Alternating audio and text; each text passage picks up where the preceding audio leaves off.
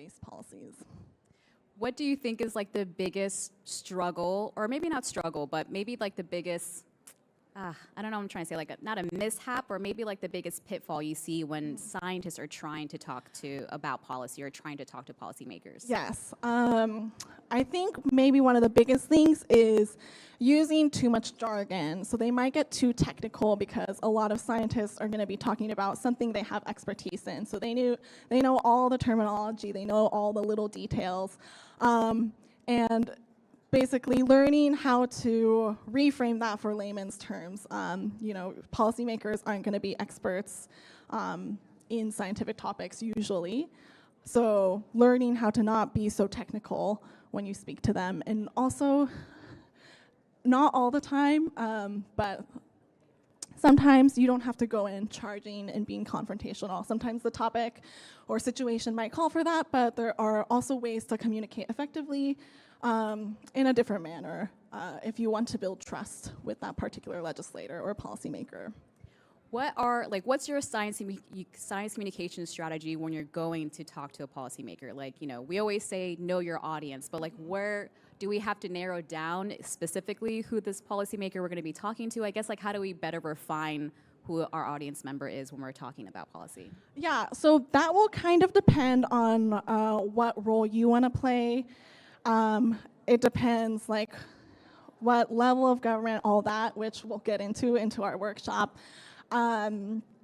But I mean, for very basic stuff, if you want to get into like really individual level, I want to talk with this particular person, like you can do like a quick research on their biography, see what their background is. Generally with scientific and technical topics, it's really just better to simplify it because it's just going to be way easier to communicate regardless of who you're talking to. How do you manage your expectations talking to a policymaker? Yeah, so because most policy initiative is nonpartisan, we have no expectations on how the legislators are going to use our information. So we are purely here just to provide information when people want information, and because of that, we don't have any expectations for people to use our work in groundbreaking ways or for us to change policy in groundbreaking ways. So I think the fact that we're nonpartisan helps, and it's more helpful, I think, in terms of building relationships because these legislators aren't seeing us as like this threat or this group that always has an agenda. We're really there to just help them when they need the help. What do you think is like the biggest, like when we're talking to policymakers, they're bombarded with a bunch of information all the time. Like what is the goal for us to make it easier on both them and us to kind of talk about the science? Yeah, so there are, throughout like the rulemaking and legislative process, there are points where the public, constituents, have a chance to kind of provide input in a formal way. So that can be testimonies, things like that.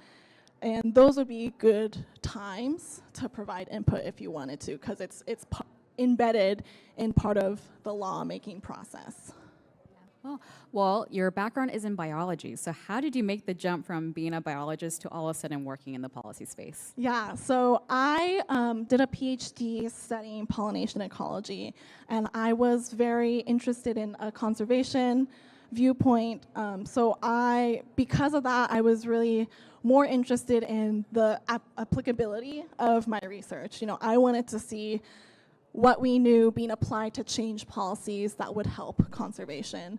And because of that, I wanted to start getting into the policy area where I had more of a chance to provide more scientific inputs on what policies are being made. And luckily, we have all these state fellowships as well as the AAAS fellowship that help us kind of STEM academics make our transition into the policy space. So they allow us to use our scientific expertise in a policy area where we can still keep kind of our identity as a scientist while still being involved in policy. And hopefully that will help us find science policy jobs after our fellowships. You're like, please. Yes. Okay, so I guess like what was the biggest misconception for yourself like entering into the policy space? Because like you're doing research, you're just like, you know, saving the bees, you know. Like I guess like what were you expecting going into policy that you were like, oh, I was not expecting this? I wasn't expecting, for like me personally, I think I wasn't expecting to enjoy speaking with legislators so much. I think when I was thinking of science policy, I was thinking more of like, okay, I'm gonna advocate for my research and like, you know, testify and advocate for a specific issue throughout my career, but it's actually very interesting and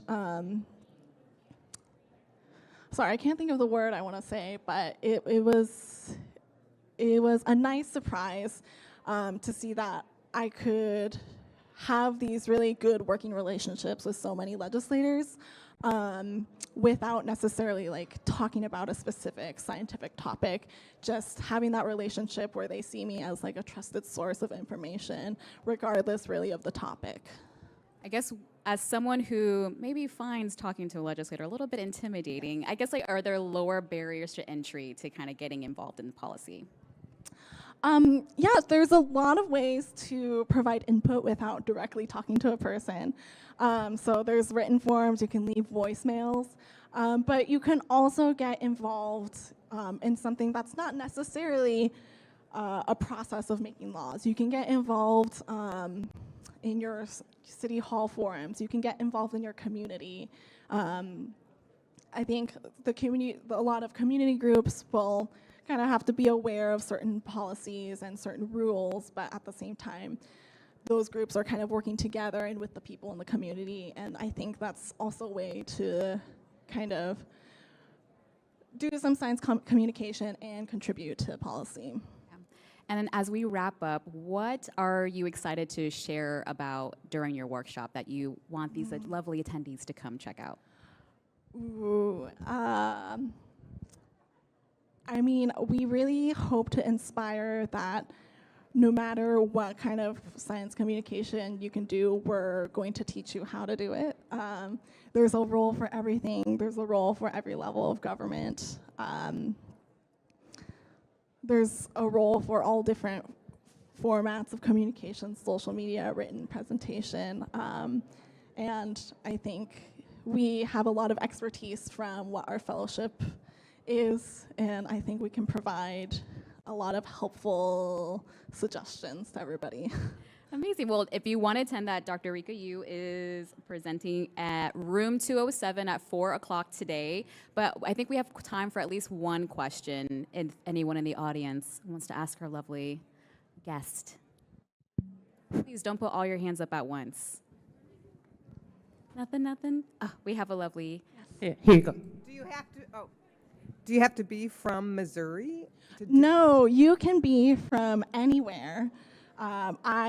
You can be a microbiologist, you can be a physicist, you can be an ecologist. I can't think of any subtopics of science right now, but yeah, you can be from anywhere in the United States. And I would encourage everybody to come apply to MOST, because we have a pretty good program. It's 2 years. Some state fellowships are only 1 year. And we get to work directly with the legislators. Some other state fellowships, you get put into somebody's office, but we get to talk to every single legislator, every representative, every senator in Missouri. Awesome. Well, please round of applause for our lovely guest. Thank you so much for attending. I have one more guest.